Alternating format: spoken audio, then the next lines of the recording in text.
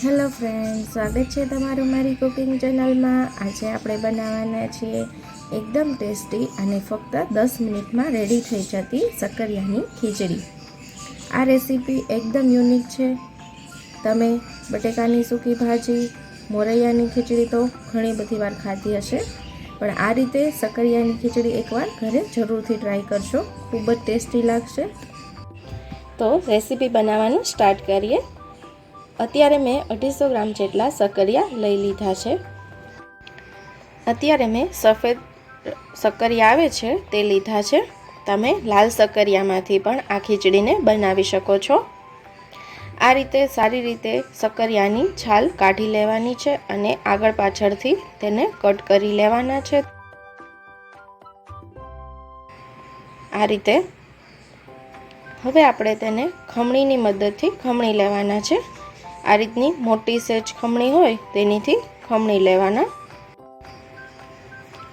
આ પ્રોસેસ થોડીક સ્પીડમાં કરવાની છે, કારણ કે શક્કરિયાને ખમણ્યા પછી થોડાક કાળા પડી જાય છે।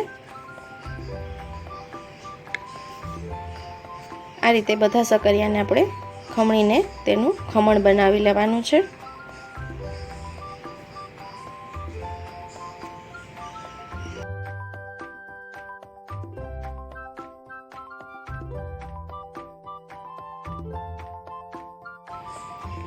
હવે આપણે ખીચડીને વઘારવા માટે એક મોટી ચમચી જેટલું ઘી લઈ લેવાનું છે। ઘીને સારી રીતે ગરમ કરી લેવાનું છે। તમે ઘીની જગ્યાએ તેલનો પણ ઉપયોગ કરી શકો છો, પણ આ ખીચડીમાં ઘીનો ટેસ્ટ વધારે સારો લાગે છે। હવે ઘી ગરમ થઈ જાય ત્યાર પછી આપણે તેમાં અડધી ચમચી જેટલું જીરું એડ કરીશું। જીરું ફૂટી જાય ત્યાર પછી આપણે તેમાં એક લીલું મરચું એડ કરવાનું છે। તીખાશ તમારા ટેસ્ટ પ્રમાણે વધારે કે ઓછી કરી શકો છો। આ ખીચડીમાં લીલા મરચાંની તીખાશ હોય છે। હવે આપણે 5 થી 6 મીઠા લીમડાના પાન એડ કરશું।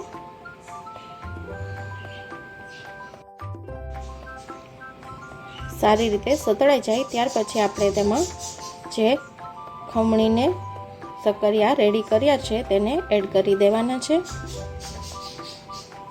અને સારી રીતે મિક્સ કરી લેવાનું છે। અને હા ફ્રેન્ડ્સ, જો તમે મારી ચેનલ પર પહેલી વાર આવ્યા હોય અને મારા વિડીયો તમને ગમે તો મારી ચેનલને સબસ્ક્રાઈબ કરી લેજો અને બાજુમાં રહેલા બેલ આઇકોનને પ્રેસ કરી દેજો, જેથી નવા વિડીયોના નોટિફિકેશન તમને મળતા રહે। આ રીતે સારી રીતે ખીચડીને મિક્સ કરી લેવાની છે। હવે સ્વાદ પ્રમાણે મીઠું એડ કરવાનું છે। હવે આપણે ખીચડી ઉપર આ રીતે 2 થી 3 ચમચી જેટલું પાણી છાંટીને એડ કરવાનું છે। તેનાથી ખીચડી તમારી બળશે નહીં અને સારી રીતે શક્કરિયા બફાઈ જશે।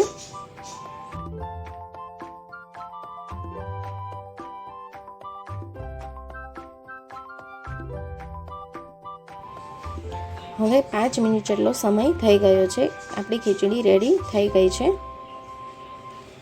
શક્કરિયા પણ બફાઈ ગયા છે સારી રીતે। હવે આપણે તેમાં અડધી ચમચી જેટલી ખાંડ એડ કરીશું અને 1 ચમચી લીંબુનો રસ એડ કરવાનો છે। હવે આપણે સારી રીતે મિક્સ કરી લઈશું અને ગેસની ફ્લેમ બંધ કરી દેવાની છે।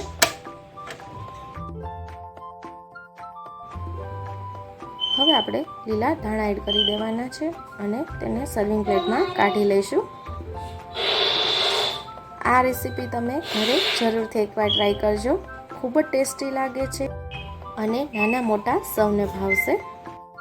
આ ખીચડીને આપણે ગરમા ગરમ સર્વ કરીશું।